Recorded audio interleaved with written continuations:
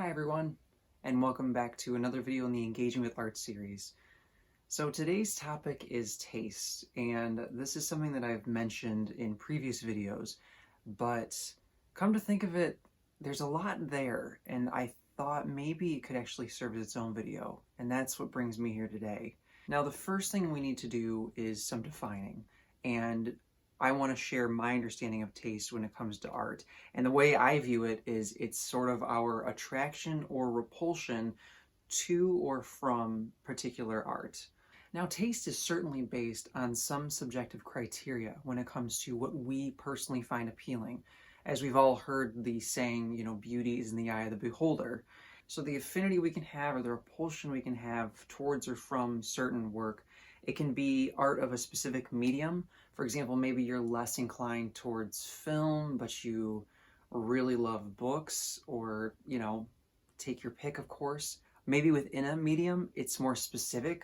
Maybe you are somebody who prefers pencil work to sculptural work, or you might be somebody who prefers like traditional painting to, say, electronic or digital art, which is probably something I think more people can relate to. Another example is maybe you prefer certain styles or periods within art versus others, or other artists you may prefer. A good example of that is, say, you really like Renaissance work compared to Romanticism, or maybe you prefer, realism versus abstraction in a general sense, or you might be a bigger fan of, say, Picasso over Warhol. So certainly when it comes to art, taste comes down to personal preference, but I would argue, and the reason that I'm making this video is that I do believe taste is malleable. I believe it can change over time, and I believe it can also be built up based on habit or nature. That's where I believe there's a greater basis for the possibility of a deeper understanding and deeper comprehension, and thus building your sense of taste. There are two big things that I want to avoid in this discussion. The first one is that I don't want to objectify taste in a way that belittles a viewer. Your taste is valid, the personal taste that you have, the personal subjective experience that you have with art and what you find appealing, what you don't, is valid, and I don't want to make anybody feel like your personal experience isn't by suggesting that you just don't have like a well-formed taste, so to speak. The other thing I want to avoid is not aggrandizing certain work, especially my own, by simply chalking up someone's dislike or disdain for particular work as simply being the result of not having like a sophisticated or high enough taste. That is also not my intent with this. Rather, what I want to do with this video is point out a distinction. There is a maturation within one's taste that can be built up over time.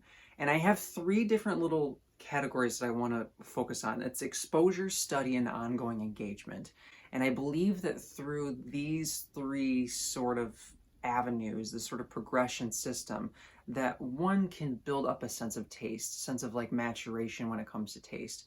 So if taste can be built up over time, if there's this progression, how do different tastes affect different experiences? I think at a basic level, you could consider how to read a book. You can't appreciate literature without knowing how to read. There's like an entry point, right? Like you have to have the skill first to know how to read the words in order to actually experience the book. Take that a step further though, and consider something like Shakespeare. Somebody could know how to read, but then if you present them with Shakespeare, it might be something that's too dense that could be lost on them because there's so much going on within it. Or they could still read the text, but not necessarily understand it to its fullest, richest potential. An individual over time is going to be able to grasp more with a deeper understanding and a deeper sense of study. What I do want to stress, however, is that with art, and in this case, I think it's more so a matter of appreciation than basic understanding. I think food is a better analogy, for example, too. Some people early in life won't have a taste for something like sushi, for example. But as they grow up, they might develop that, especially when it comes to having a darker palate. When you're a child, many kids prefer sweeter tastes, and then as you grow into adulthood, sour tastes become a bit more appealing. I think is a natural thing we can all kind of recognize.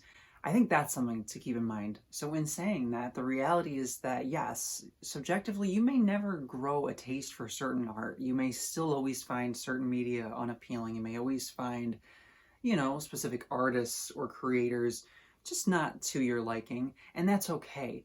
But I do think that building your taste up over time and having a deeper understanding will allow you to have an appreciation for art of all media, even if it's not appealing to you necessarily. Now, diving into it, I mentioned the three focus points, which are exposure, study, and then ongoing engagement.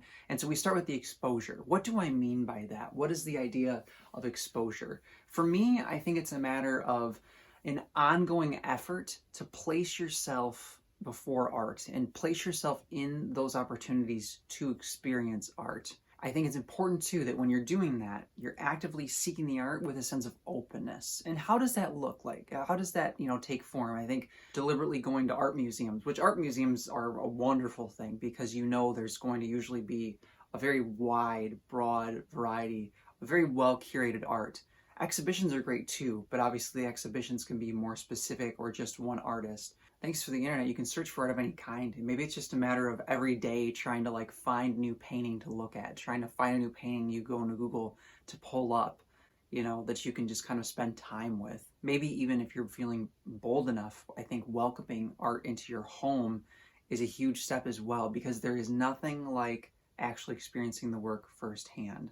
So again, this idea of exposure is about making a regular habit of exposing yourself to artwork. This whole Engaging with Art series, that's part of my hope with this as well, is that this is just another one of these tools that's going to help you in that exposure, in that sort of getting your feet wet into the world of art in order to help form that openness and hopefully build up that sense of taste for a wider array of artwork. I think a good analog right here is this idea of learning a language. Immersion is one of the greatest tools when it comes to learning a language, which is where you're just sort of thrust into that environment.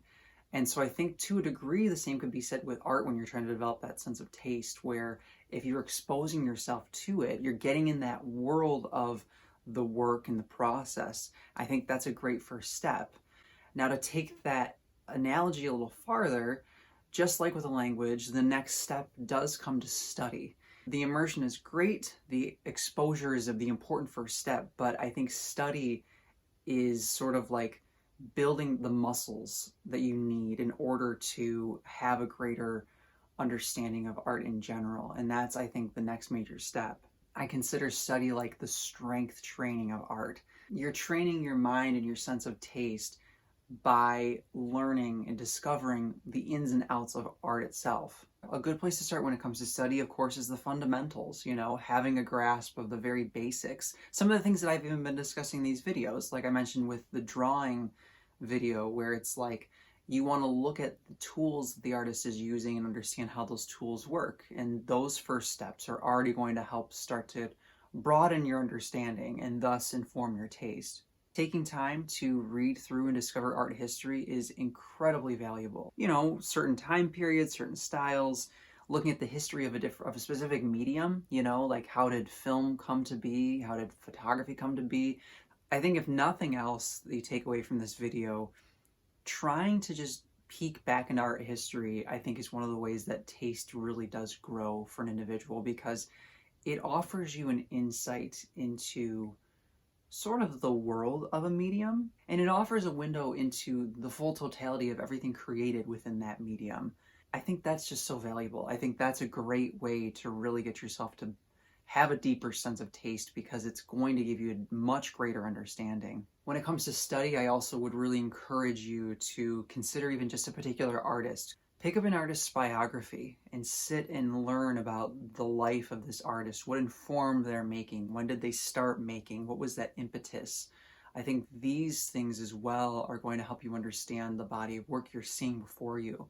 Study is something that can be informal yet still be valuable. As I mentioned earlier, I want the focus here when it comes to taste to be more on appreciation of art and not so much comprehension fully.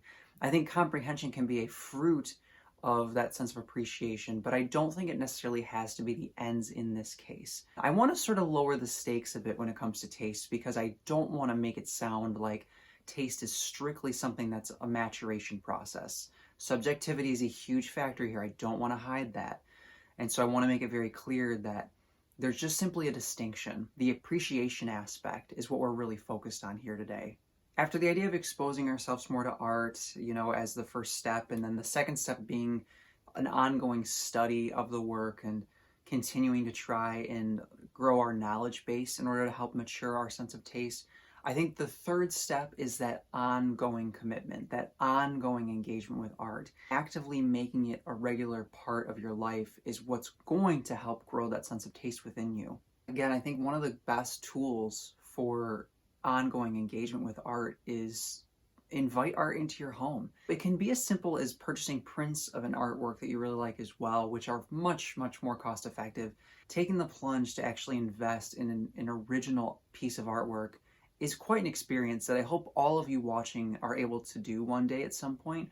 But just as well, having prints of that work, very nice, high quality prints, can still be a very worthwhile experience. And I would encourage you to do that because, again, the cost of entry is much lower, and it can be a good way to decide whether or not you actually want to maybe invest more heavily into that art or that artist. Another great idea, though, is just to keep searching down those tangential lines. As you're studying, as you're learning about more artists, and you find one that you really gravitate towards, take the next step and search, okay, what's a similar artist? What's an adjacent artist?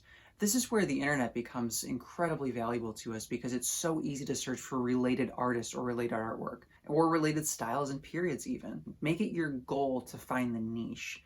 I think people do this with music all the time. You might, for example, put on a radio station on Pandora, and it's based on one artist, but you're going to be getting music from a variety of other artists and musicians as well. So it's an easy way for you to suddenly gravitate and find something interesting. Make that a practice with visual art as well, like try to see if there's an art piece that really appeals to you.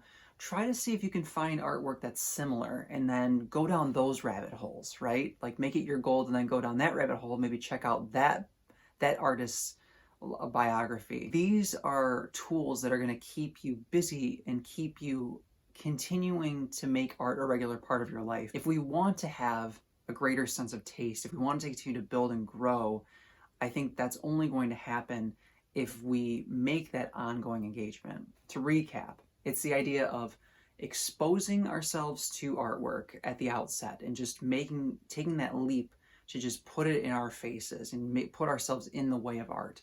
Then it's a matter of study, building up those fundamentals within us, helping us to have an understanding and build a knowledge base that can drive us. And again, that's part of what these Engage with Art videos I hope will do as well, is offer little tidbits, offer little stepping stones, And then the last step, again, is committing to making this a regular habit that's ongoing. And I think that you will find over time that you will develop a greater sense of taste within you that will help you to have an appreciation for more work. If you don't find certain art appealing, that's totally fine. But I think you'll be able to appreciate what's going on in the art more. I think I'll end there for today. Thank you so much for joining me, and I hope this was an insightful and worthwhile watch. Please feel free to share this with anybody else who might find it worthwhile. And until the next one, bye everybody. Take care.